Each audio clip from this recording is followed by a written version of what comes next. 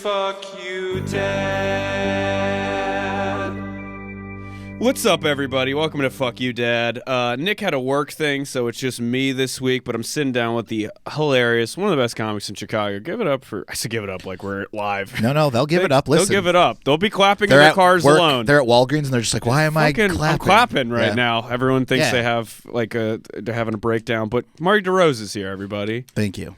Yeah, man. Thanks. Good to be here. Tell everybody what happened. Okay, so we scheduled this last week. Yeah. And I didn't check in. I was just kind of vague about it. I was like, next Tuesday. Yeah. But I wasn't clear that I meant the Tuesday in 3 days and not next Tuesday. Correct. Okay. And then I didn't do a follow-up, which I normally do. Mm-hmm. And then I got here at 6:30. I was like, yo, Marty, you're coming, right? And then I also called you on Facebook. Yeah, psychotic move there. Yeah, I'm at the bar, and I'm having some drinks, and I just completely forgot about it. I did know the right Tuesday, but I was just like having such a great time with my friends, and then all of a sudden I get like a Facebook phone call. Which you don't get ever. I've gotten like 2 of those in my life. Yeah. And then I was like, what the and then I see your name and I'm like, oh no. And I was just like, I'm so sorry. And you're like, don't worry about it. It's okay.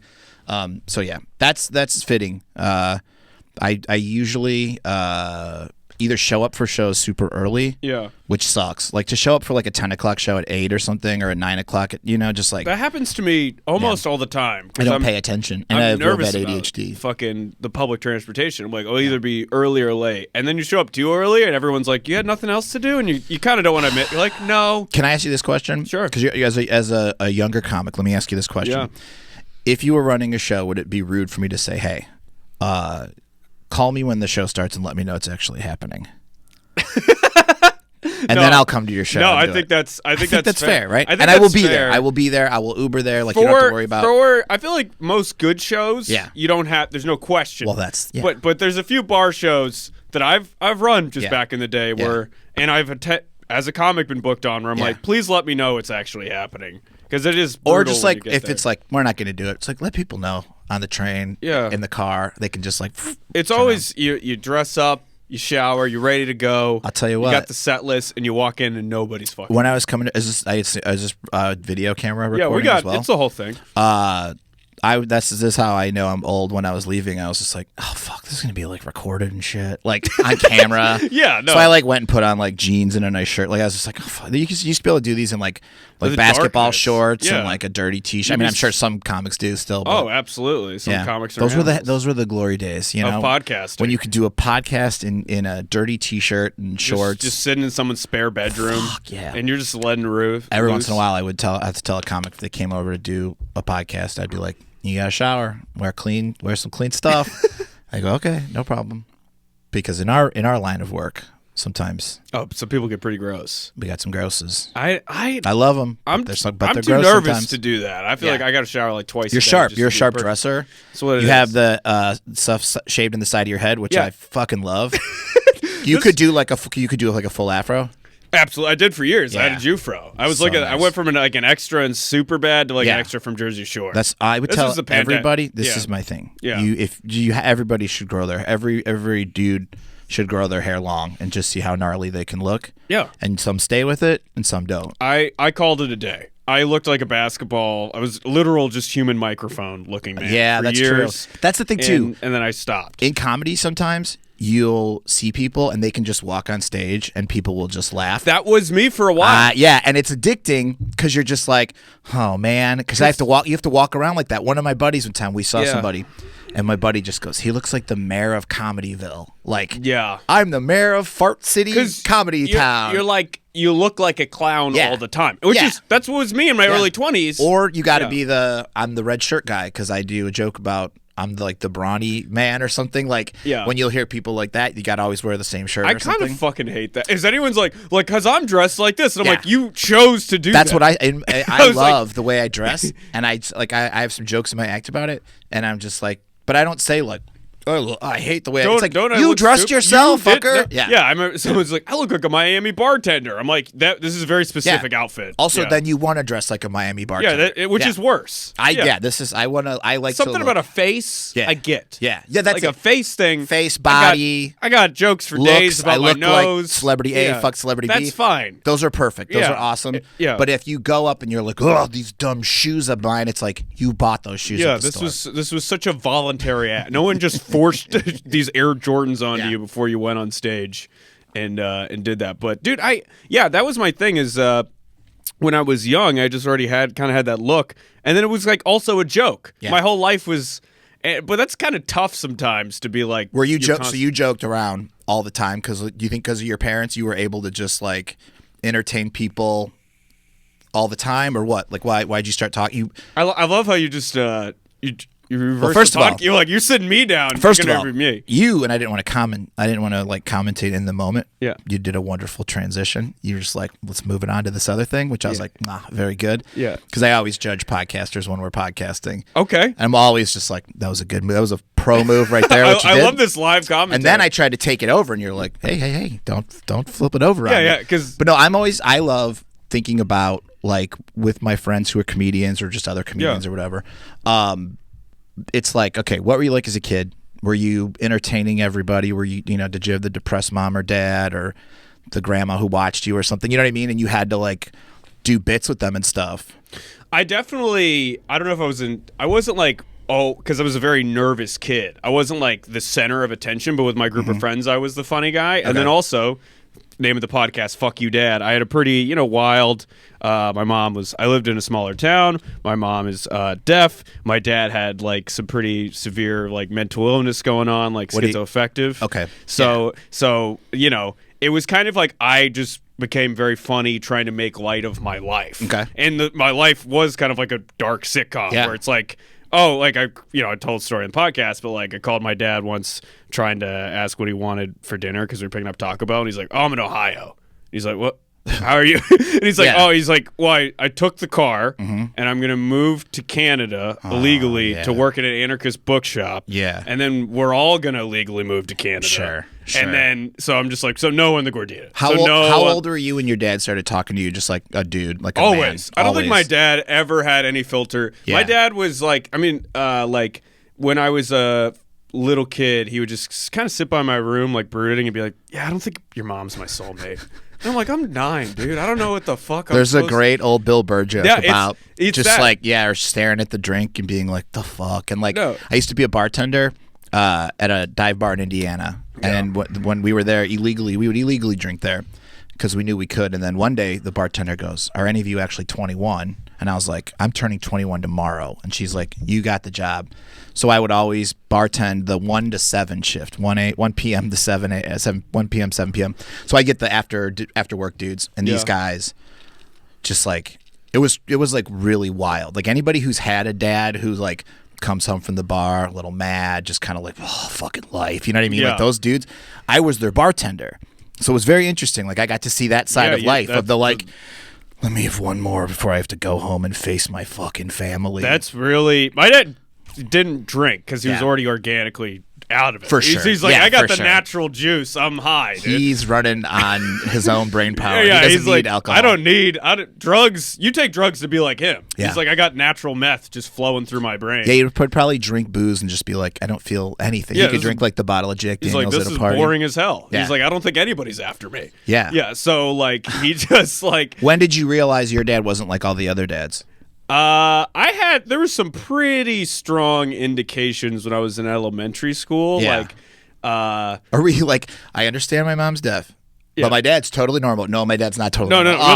the mom's deaf. That's why maybe early on in my stand-up I didn't talk about it as much. Yeah. That really fell by the wayside. I'm like, Yeah. we just talked to her with her hands. That's not even Bury who the cares? lead. Yeah, Who you're burying cares? the lead. Yeah. I was like, this guy's getting arrested right now. Yeah. But like, in 3rd grade, so I was like always terrible in school, probably because of what was going on in my house. But I remember there was a parent-teacher conference, and I was sitting there in the back. I remember my teacher was saying, like, yeah, he's really struggling with math. My dad just stands up and goes, you haven't had one fucking positive thing to say. Oh, I'm shit. fucking sick of it. Hey. You're a fucking bitch. And just, like, scream. And I kind of hated her, so I felt like Yeah. power move. I was like, fuck you. My Yeah. dad just launched on her. But he did that all the time. Like you could tell that he was a loose cannon. Yeah. So if I like anybody, that term for a dad, a loose cannon. If anybody did like, he was a man whose just psyche was about to fall apart at any moment. So a slightly rude comment anywhere, he just starts screaming. Mm-hmm. And so like bunch of like video stores and restaurants in my town, I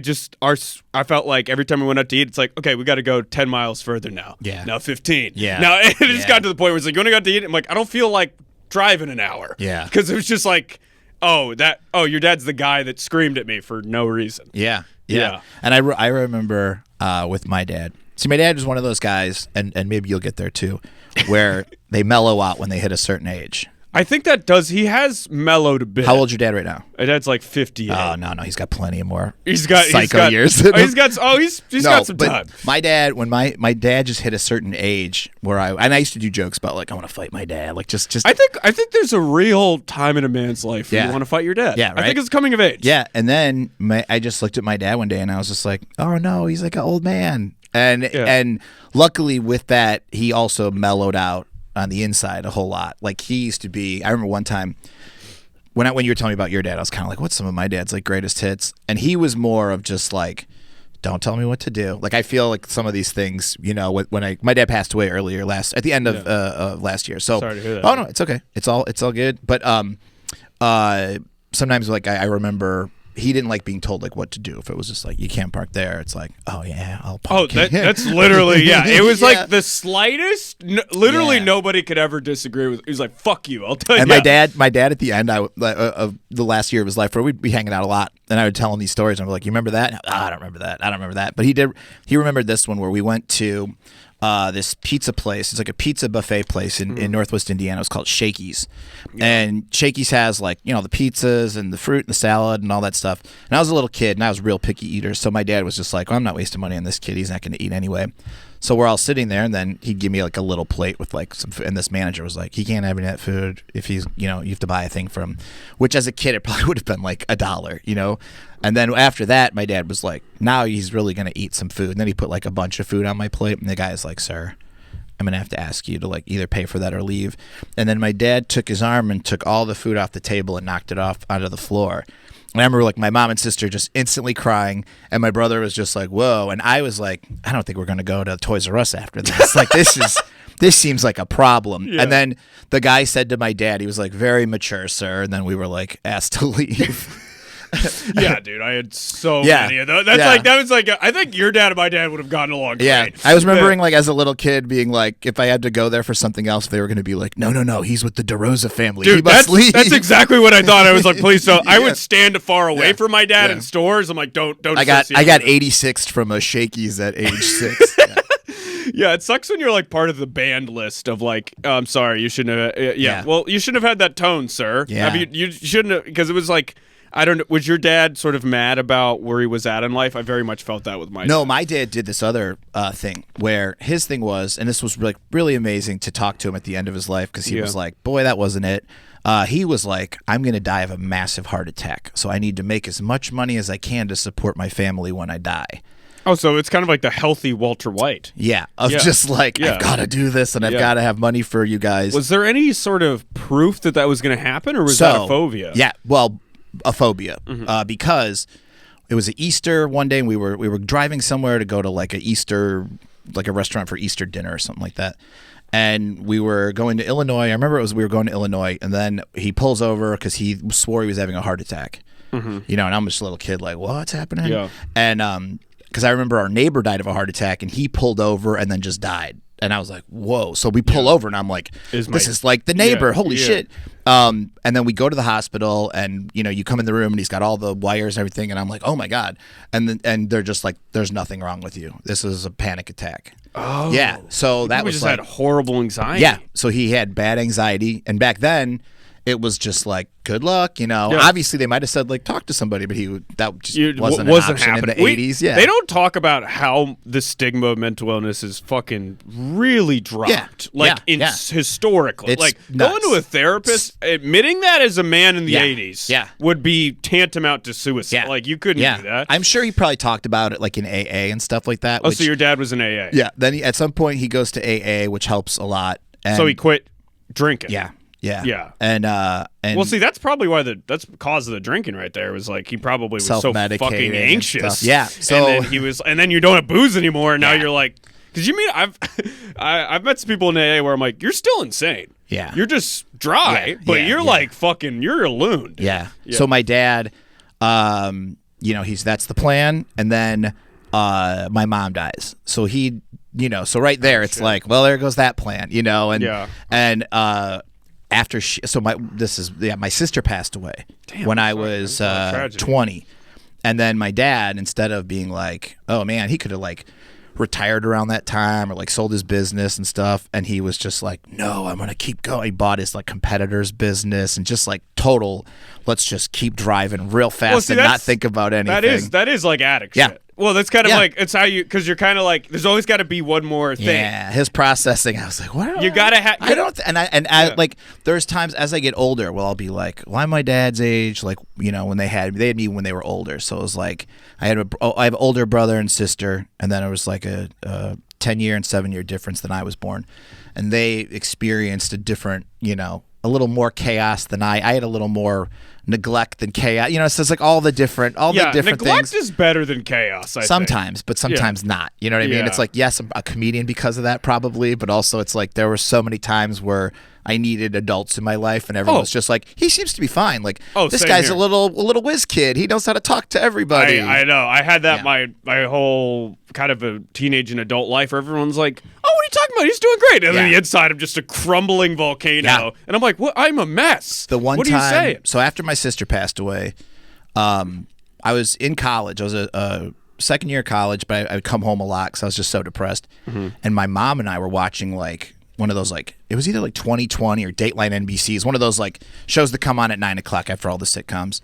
And it was about the Golden Gate Bridge and how this was before that documentary came out about people jumping off the bridge. And there was people who jumped off the bridge and then were like instantly like, fuck, I didn't want to die. And then like dolphins save them in some instances, like crazy just shit. off. Or they just break their legs and people grab them. Yeah. And we were watching that and my mom's just like, you ever feel like that? And I'm like, oh, so yeah. It was and then it was that like the most obvious. Catholic of like, we probably didn't make eye contact. We were probably both looking forward at the TV. I remember she was in her chair. I was probably like sitting on the ground or something. And she's like, you feel like that? And I'm like, sometimes. And she's like, I'm going to go to a therapist. And I'm like, yep. And then she just had a therapist for me like that next week. There you go. That's another thing is when you're like really fucking depressed, sometimes you're like, well, nobody knows. And you're like, we all fucking know.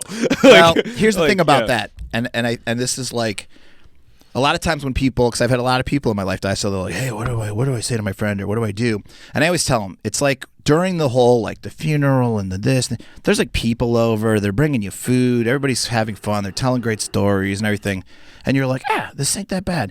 But it's like when you have to clean out their closet, like years later, weeks later or something like that. It's when the grief really hits you like a strike of lightning. Yeah. So it's like you'll just be alone and you're like, there's crying. Just nothing weirder than like, I'm like, I'm going through my dad's. You're like rifling through their stuff. You know what I mean? Pretty it's fucking very weird. Dark. Yeah, I had that when my grandfather passed away. And I think a lot of people sometimes want to just be like, oh, he's fine. Look at this guy. He's doing great. And they're just very. I think sometimes, especially the era I grew up in, it was very much like, they're fine. I don't want to worry about them. You know what I mean? Well, it was kind of like take care of yourself. Like Gen X is very much take care of yourself. Big, also just white Midwestern energy. It's very much like feelings don't exist, and that's on my my dad's side, like my mom's Salvadorian, so it's totally different. Like everyone's more expressive of their emotions, but this side, it's like literally the house could be on fire, and they're like, oh, it's fine. Yeah, I had my dad who was Italian, who could get real rowdy, and then my mom was very Irish Catholic, so if she got upset, she just got in her car and drove. That's it. And I remember as a kid being like, where are you going? And then she'd be like, I have to get out of here for a while. And as a kid, I'd be like, can I come with like, you? What's happening? Yeah, I was just like, that blew my mind. That like I think about as an adult of just like both of my parents sometimes just being like, fuck that, I gotta get out of here. They would just take off. My dad would do that all the time. Yeah. Sometimes for weeks on end. But he would just be like, I'm leaving. And I'm like, wild move. Wild in the middle move. Of then I would be like, family. they're leaving. And then like my brother, who was like my biggest bully at points, I would just be like, and this guy, I'm stuck with this guy. So it was like just sometimes just like a triple threat of like always, shit. I don't know. Well, I don't have a family or been married, but it's like I don't think I've reached a level of frustration with someone where I'm like, oh, I have to go walk outside. I have to get the fuck away. I had one person I dated who I really argued with, And one of my buddies will like bring it up. He's like, "Remember that?" And I'm just like, "I don't know what it was about us. We just like fought." And I remember we were like laying in bed one night, and I'm like, "Just shut the fuck up! I just want to fucking go to bed." And I'm like, "I've never been that guy. I never want to be that guy." There's some things that can. There's some people that can really bring the darkness out of you. But I do. Going back to what we were talking about, the older I get, and the more I'm like at those ages that my dad was at. Granted, I don't have kids. I don't have a business to run that people are depending on me. Like the pressure he had. I would not be as cool, but it is interesting when you get to those ages and then talking to him and he was like, yeah, I really boofed that one thinking about, and like, right. And just like things he missed. And there's like stuff I would bring up where I'd be like, I was in like Boy Scouts one time. We were doing the slot car is. No. So like Pinewood Derby, like I've heard you get of a that. pinewood, Yeah. you get a block of wood, and you and your dad. It's a real Midwest. You and your dad go and shave it down. Yeah, just bond. Yeah, you just shave it down and you paint it. You pick the colors and this and that. My little wormy friends' dads would take it to like work, and all these like scientists, like dudes at the steel mill, would make like the fastest cars known to man and stuff. And my dad just showed up like. Probably about 15 minutes before we were supposed to leave, and he's like, all right, let's take a look at this thing. What do we do? And it's just like, I remember just putting my block of wood on the fucking thing. It's actually a measure of how much everyone's dad loves them. Yeah, really. And it was just like from word, and it's like, he didn't even look in my direction. Like, all right, me against the kid whose dad's like the baseball coach, and they're like best buds, and his car just, boom, and mine just didn't go, and I'm like, what a metaphor. Yeah, truly. I wasn't smart enough to make jokes about it at the time, probably, but now looking back, it's just like, oh man, the metaphors. And then when I said it to my dad just goes, I was really hoping you forgot about that one. And I was like, I remember that one. I know. Yeah, it is.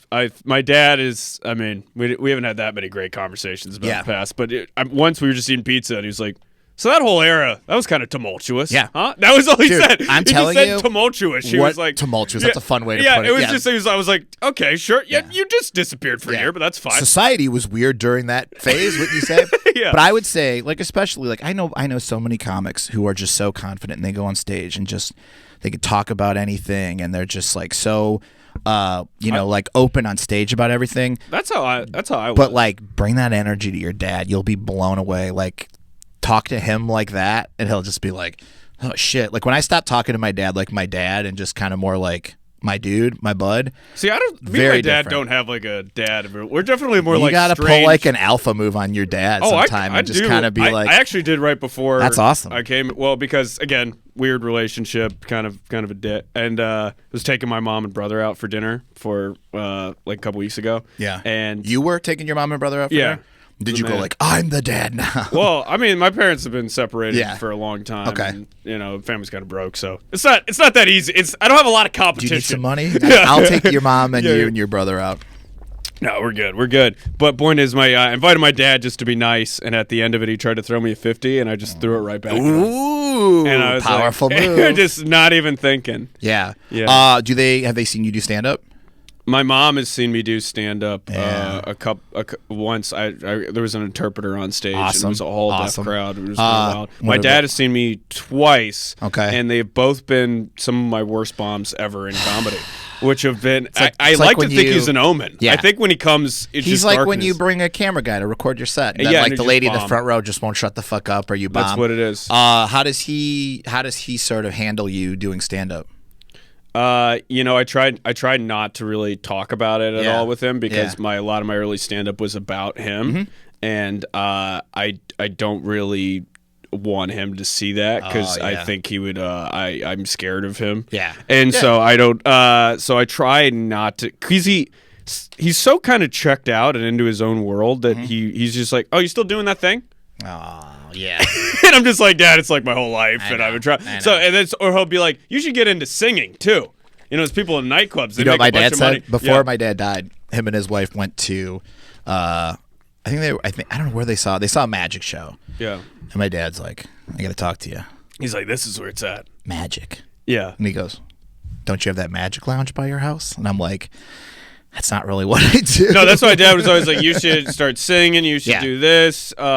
You could work at he's always like, work at the airlines. You get good benefits. My dad was, you always work for the government. You can retire he would always retire at 55, 45, retire government, 401k. And I was just like, he doesn't really, he mainly talks about what he's doing. He's not that keyed into like, hey, how's your life? He's like, he's just sort of like, I'm thinking about, going to grad school in Europe. And I'm like, Dad, you haven't paid your student loans back. You've been unemployed for 10 years. I don't think so. He's like, no, or I'm going to go be a teacher abroad. So he's very much like, when he calls me, it's like someone's leaving a voice memo to themselves, and he's just accidentally clicked like my number. So so it's not a lot of like, what's up? How are you doing? So it's more me kind of being like, that's a great idea. Yeah. I think that would work. I feel like great. it's like a lot of like, okay, bud, school's off. You maybe go back to school. Like sometimes you just kind of like listen to them. That's what it is. I'm just like, you're doing great. How do you do with the dads of partners that you've dated? I was talking about this recently. I'm so much better with moms and women in general. Yeah. Because I think I trust them more. Yeah, for sure. I'm way more like open with my feelings. Women kind of get that. Mm-hmm. Men, it's a little standoffish. If they're kind of like my one person I dated, small town in Iowa, and they thought I was awesome because they'd never met anyone who does comedy, and they're like, this is great. But then the other dads who are like any sort of professionalism, like I didn't go to college. They probably wouldn't openly say it, but biracial, they're probably not the biggest fan. Sure, is there a lot of what are you questions? Yeah. And then so like it's always kind of fucking awkward. I don't think I've like vibe with them very well, but the moms love me. Yeah, I always have done well with moms and dads. I feel like sometimes if they don't have sons, sometimes they're like, yeah, I could work with you. No, but see, the other one it was kind of like we were trying for the sake of, hey, I know my daughter likes you, but like if anytime my ex or something would walk in the other room and it was just me and him, and I'm like, oh God, how are we gonna fill any void? And they're probably feeling the same thing. Like one of the things that my fiance and I were talking about the other day was like, I forgot what movie we were watching, and there was like a sex scene, and I was like, I remember watching this like with my whole family, like. God, it was one of those movies where I was like, this sounds good. And then we go and we're just like, I think I saw like Magnolia with my mom and dad. I'm like, what the fuck are we watching this together for? Just like, it was like a movie that had like a sex scene in it. And I remember just being like, ugh. And Sarah was like, did anybody say anything? And I was like, no, we just were like, God. And I was like, that's when as an adult you have to be like, I got to crack a joke or something. You got to do it. Like, you got to do something. It's tough because you never want to, I never want to acknowledge to the girlfriend's dad, like, hey, I have sex with your daughter. Like, we try to avoid. That's the other thing. There's try to avoid looming in the air of this, like, we're going to go in your basement and I'm going to do stuff to your daughter. Oh, when you're sharing a bed, you can do about it. Yeah. And it's also awkward if you're not a confident guy. And I'm like, oh, my daughter's getting banged by a bitch. Yeah. By a guy who can't even look me in the eye. Yeah.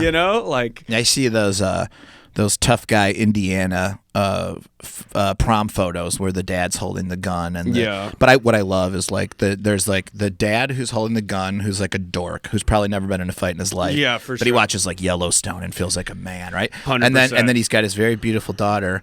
But my new favorite thing is, but then beautiful white daughter has got like a cool black dude taking her to prom, and I'm like, yeah, baby. Now I see like non-binary kids. There we go. And I'm just like, this is so fun. This is great. I love it. I love it. I love it. Blow that roof off. I love it. Pump your shotgun because that non-binary kid's gonna be hanging with your daughter. Oh, it's after over. Prom. Yeah, I love it. I love it. That's great. No, I always try to infuse some spice into the white girls of dated's life. Yeah. But yeah, I have you ever told dads of the people you were dating about your dad? They probably heard about it through them, but not directly. It's so weird. Like the communication and stuff, like it's more like a pipeline of like they'll hear about my life via who I'm dating at the time. I'm not comedy, huh? They just want to know like the basics. Yeah, because I mean it's some deeper trauma. I don't just sit down, crack open a beer, and I'm like, so the first time sent him to psych ward. I was 14, and then we don't. It takes a while. Yeah. Yeah. I would definitely I just think of times where I was like at the friend's house who had everyone over, and there were some parents who, like my one friend Bob, his house was like the house. There's always that friend. He had this like tri-level, so you walk in, this was like, that door would be like his front door, right? And then you come in and basically it's like living room to kitchen. And his mom was just like, this was her command center. And she would just sit smoking cigs, and she would have her little TV on, and then she just had her phone, and this was like command center. So you'd come in and you'd like have to talk to her, but it was a pleasure to talk to her, you know, and then you'd like go downstairs. But I had other parents, like moms or dads, who were just kind of like, just go downstairs, I don't want to talk to you. And it's like, you don't want to know anything about me. There were some of those parents too that were like, whatever, you could do it. Yeah. And those were always like the houses where you let loose, like, oh, go over to Jacob's house and you could fucking do what. And I remember as a kid, I'm like, this is so cool. And then later as an adult, I'm like, that was a broken home. Yeah. I think parents should care if you're getting high in the room next to them. Yeah. Like, or like should be mildly invested in what the children in your house are doing. The naked house, or like the towel house. I had one friend, and there's every fucking person in his house is in a towel. They're just like either going into the shower or coming from the shower. That's and I'm like, tough. Why have I seen this dude's dad? There's so many dads towel? that it's always the guy that looks horrible shirtless that's so confident with the shirt off. He's like greeting you at the door. He's got the gold chain, tits bigger than your mom's, big scar, and you're like, put a shirt on, dude. Yeah. Like you look terrible. Yeah.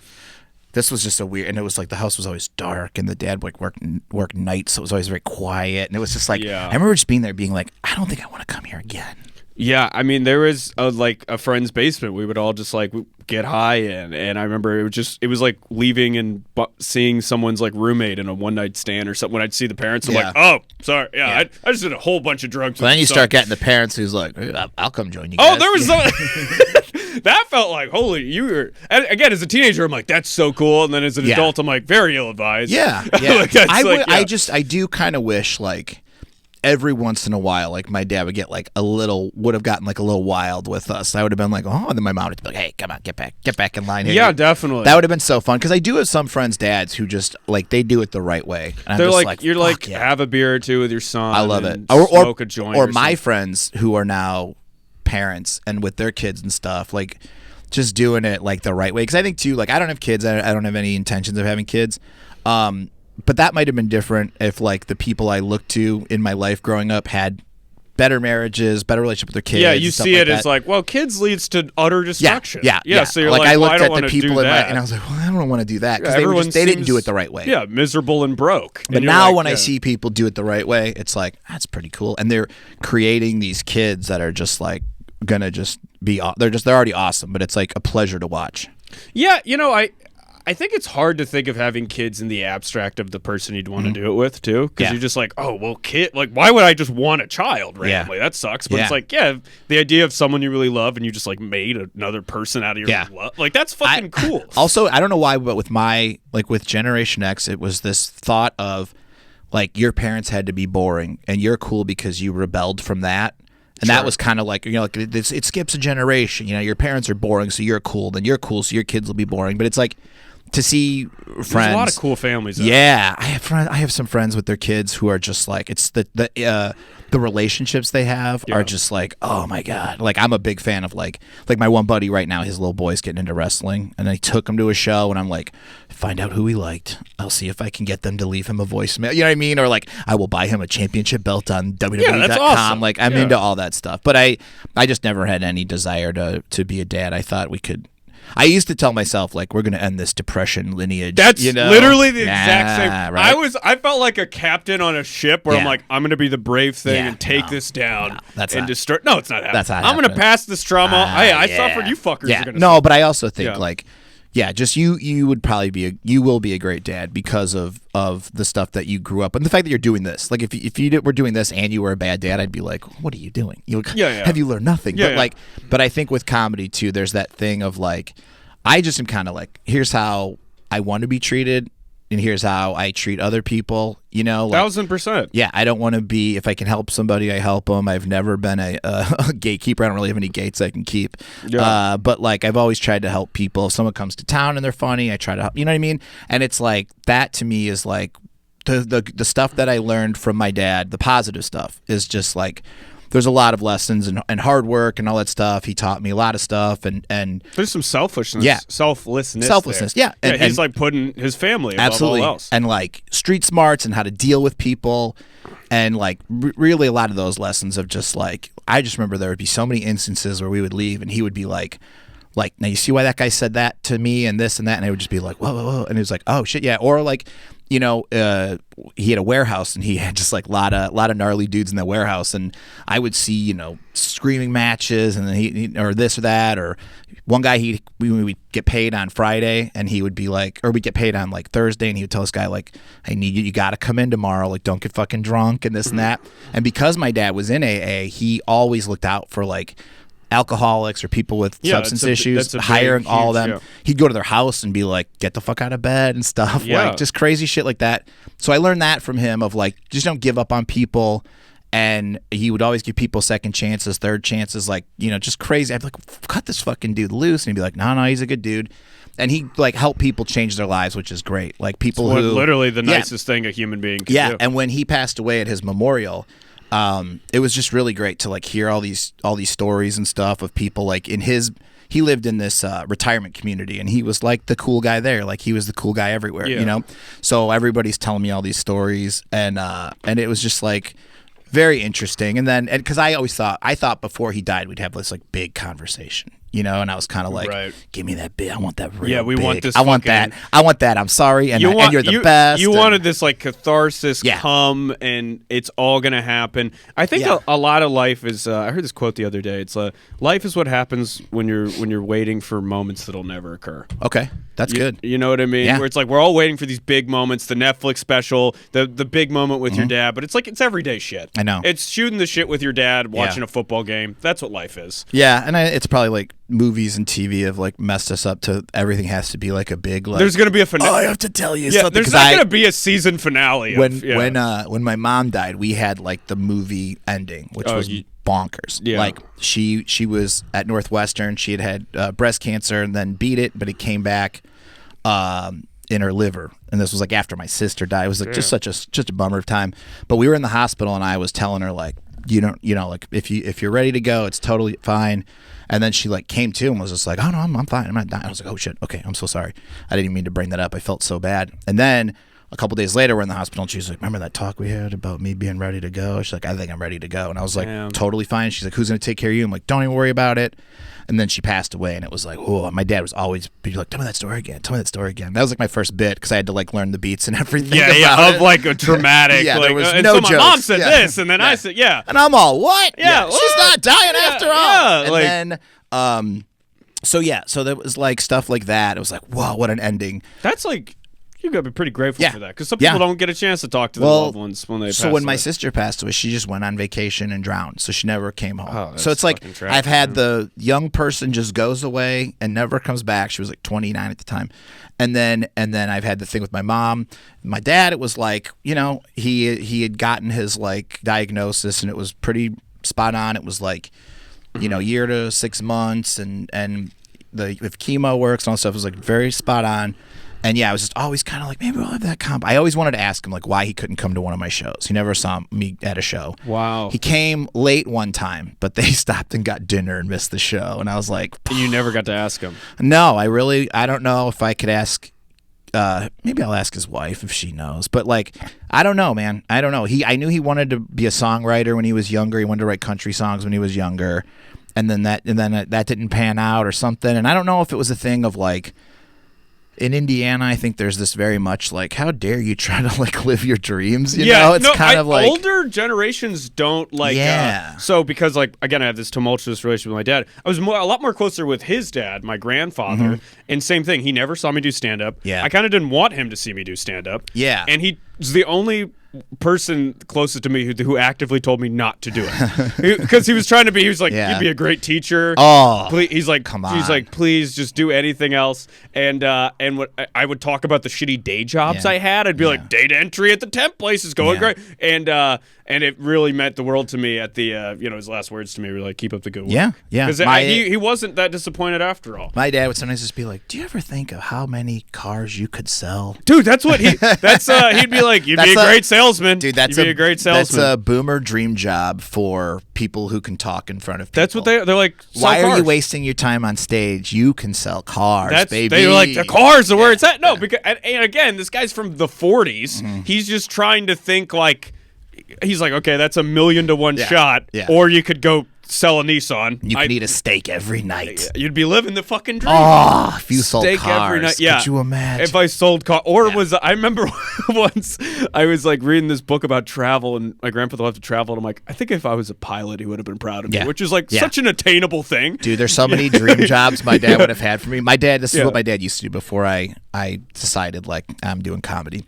So I'd be in my 20s, and we would go to like a diner, and we'd always go to this like diner by his warehouse. And I would always just be like, fuck, here we go. Because he would just take the pen out, click the pen. I'm like, here we go. And he would take the placemat and then flip it over. Because the placemat would have all the like ads for businesses and stuff. Yeah. And then he'd flip it over so it's all blank. And he's like, what do you want to do with your life? And I'd be like, fuck, no. It's like such an intense move. Yeah, and it's like, well, you like wrestling. Maybe a reporter. You know what I mean? Yeah. It was everything of like, you like move. comedy. How can we drain all the art out of it? How can we not do that? How about a booker at a club? You know what I mean? Yeah. Like, no, that literally. you get to make the call. It's just like, I had another family member say that too, and he said the most intense was my uncle, and again, he did just come from guy, lived through a civil war and he said he was just like, if you like comedy, open a comedy club, sell tickets. He's like, you think with your brain, not your heart. And it's like one of the most intense if things. the comic doesn't show up, you do the jokes. That's pretty much what he was saying. And I'm like, yeah, well, they're the most miserable people I've ever met. The comic ex-booker. I just think that those old guys just were like, you gotta work, and if you're not working, you're losing money. Also, and if you succeed in your dream, you are living proof that they could have done it too, and that really pisses them off. I do think, like, one of the things I would have really enjoyed, because my dad was a big car guy, and the one thing I really would have enjoyed was like to have had enough success doing this where I could have like been like, hey, this is my car, you like it? You know what I mean? I fantasize. But as I say that, I'm like, but he met my fiance and loved her, so it's like that's the real. But that's like the real success. But if I could have pulled up in a Maserati, Kenyon, if I could have pulled up in a car like and had those like eagle wings go up like Back to the Future or something, would have been like, yeah, what's up? Material success is the only one. Everyone's gonna be like, you're an idiot. Comedy's not gonna work out. And then you pull out in a Maserati, and they're like, I always knew when he was 7. No, he would have gone. Why did you get this? You could have gotten a nicer Audi or I know, but you don't want to dump your money. You gotta call me before. You should have sold cars. You know more about this, man. Well, great episode. Thanks for coming on, man. A pro. You did the callback to selling cars. We did it. Yeah, this thanks. Good. I'm glad I did okay. How did you feel like this went? I think this was good. I honestly felt like you were doing more of the interviewing than me. I felt like, but this is like what I've been thinking about lately. Yeah, I think, it definitely felt like an arm wrestling match where you had it. Yeah. But I felt like it was a more interesting conversation. This feels like let's see, what wrestling match was it? Like maybe like Bret Hart versus Stone Cold Steve Austin at WrestleMania 13. Where Brett, the wily veteran, that's me in this, and you're the scrappy, young kid, and people are like, oh no, this guy, is he bad? Is he good? I don't know. Probably what these dads think when you show up. Yeah, I won, but barely. You know what I mean? Yeah, and you won the moral victory when Stone Cold was bleeding. Everyone's like, that's the guy, and he's gonna go great. No, you were good. This is my. We don't do a feed. This is a beautiful dude. We don't do exit interviews. Let's do an exit interview. How do you feel about how this went? Good. Here's what I like. Okay. And here's what I was afraid of too. When you were like, "Here's the podcast. Here's what it's about," I was like, "Okay, I can just only do myself." If you do a podcast and it's just like we're going to talk about our dads and what pieces of fucking shit they are, you know what I mean? It's not like this was good because it wasn't like a celebration of like fuck my dad, because like just a funny name. I know, and I'm like stuck on this thing in therapy of like hurt people. You know what I mean? They absolutely do. And if you go back like a couple generations, it's just like these were dudes who fought in wars and then had to just come home and was told like, be a fucking man. Just shut up. Yeah. And I asked my friend, I have a friend named Rosemary, and she's like a 75-year-old. She was in the circus. She did comedy. Like she's lived this life. And I was asking her like, what happened back in the day when you'd see somebody like clearly having a mental episode, clearly, and a lot of those people just got shipped off. They did. They chopped off part of their brain. There's a Kennedy in Madison who just was like, we don't like the way you're acting. We're just going to throw you away. You literally were in prison. Yeah. So I was glad it wasn't one of those podcasts because I'm always like so bored when I do the podcast where it's like, I know you just want to say the F word for gay people, and I know you just want to. But I don't know if that's my vibe. No. No. Yeah. That's your comedy, but it's not your. No. But no, it's just I think like podcasts like this are nice because you can sort of air grievances with your dad. Yeah. But also celebrate them, or kind of like, hey man, that was just a dude trying to figure it out and doing the best he could. It's more just stories. Whether now, it's this, I will give you this advice because this is what will happen. You will get people who did this, and years from now, they will go, you gotta take that episode down. That's already happened. You gotta take that dad episode. My daddy, I can't have my daddy hear that episode. We're already here, buddy. Right. That's already happened. So we're baptism by fire. You're learning how to do it. There's been a couple. Do you have any questions for me about? I've been podcasting since you were in short pants, young man. How old are you? I am 26. Fuck yeah, dude. So 26. Fucking cool. I just sometimes daydream about what it would be like if I was where you are in comedy at 26. Or as good as you in comedy at 26, I would have been a problem, baby. And I started at 30. I was already a problem. But I think, like, well, how old were you when you started? 17, close to 18. Fuck yeah. That's so cool. I think that's so awesome. Yeah. But yeah, I do think about that sometimes, like, wow, because I'll do the math, like, if I would have started then, there wasn't a lot of comics in Chicago. I could have really fucking done it. Yeah, you could have been somebody. Well, let me tell you, 26, it's like, so fucking you could also have 4 roommates. And you know what is so funny? Yeah. I had a buddy who did this the other day. We were in the car, and he was kind of, comics. I don't know if you believe this. Comics bitch about comedy to each other when they're in cars, or having coffee, and they're just we're talking, and I knew he was gonna say, by the time if I'm doing that when I'm 45, which I'm 45, if I'm doing that when I'm 45, fucking put a bullet in my head. But I think he realized in the process that I was 45, like, so he bumped it up to 48. I'm like, well, you give me 3 more years to get my shit together. Accomplish my dreams. Thank you. And then I'll kill myself. Then I'll kill myself. Absolutely. Well, guys, thanks for listening, everybody. Check out the Lincoln Lodge. We got amazing shows every night of the week. We have a fucking live show with Joey Villagomez here, May 19th. Please check that out. Support our Patreon, everybody. Thanks. You didn't let people know how they could get a hold of me. Oh, no, it's okay. No, it's over. Are we still rolling? No. This I don't even want to do this. No. This is good because we already gave the review. Yes. This is so meta. Yes. That's what I love. We have to. Okay. How can people find you, Marty DeRosa? Well, Kenny, thank you for asking. Yeah. At Marty DeRosa on all the socials, which I don't really use. I don't know why I'm doing this. Yeah. What else? I'm going to start a new podcast. This is breaking comedy news. You want some breaking Chicago comedy news? Me and Kristen Toomey have a new podcast. We're going to do a live podcast somewhere. We're ready to start the bidding for anybody that has places. We'll start the bidding. We're going to do a live podcast called Autoerotic Let's Fix This Nation. That's hilarious. And it's going to be real fun. It's going to be, I don't know, we're going to start doing it in a couple months, and we're very excited. So that's fucking awesome. Stay tuned. Well, please stay tuned for that, everybody. And stay tuned. I think you're going to start a review where you just review how I did every week on this podcast. You know who I really like? Yeah. And I'm sorry if we're going too long. Does Mark charge you by the bandwidth for this? I don't know how this goes. Yeah. There's a dude I found on Pornhub who reviews OnlyFans accounts. That's hilarious. And he's so sincere about it, where it's just like, I kind of want to see. And I'm sure someone would be like, "I feel misogynist to judges." It's like, well, this is the world we're living in. And somehow I stumbled upon this little boy. He feels like an open micer. He has a very open mic energy. Yeah. But he does these very earnest reviews, and he's like, you're not going to get a lot of butthole pics, but you really feel like you know her, and sometimes I like that more than the butthole pics. And I'm just like, this dude's adorable. I love it. That's an adorable guy talking about. So buttholes. Check out him on Pornhub. I don't know, do OnlyFans review. Support that guy. Support that guy. He's probably got more going on Patreon than me. Oh, than all of us. All of us. But this has been a blast. Thanks for coming on, dude. Hey guys, you just listened to another episode of Fuck You Dad. If you could follow us on our Instagram, which is FCKYOUDAD podcast. That's the important one. We also have a Twitter account, which is FCKYOUDADPODCA1. If you could follow that. Also, please submit any father stories that you have that you'd like us to make fun of, laugh at, or share. Shoot that to our Instagram DMs.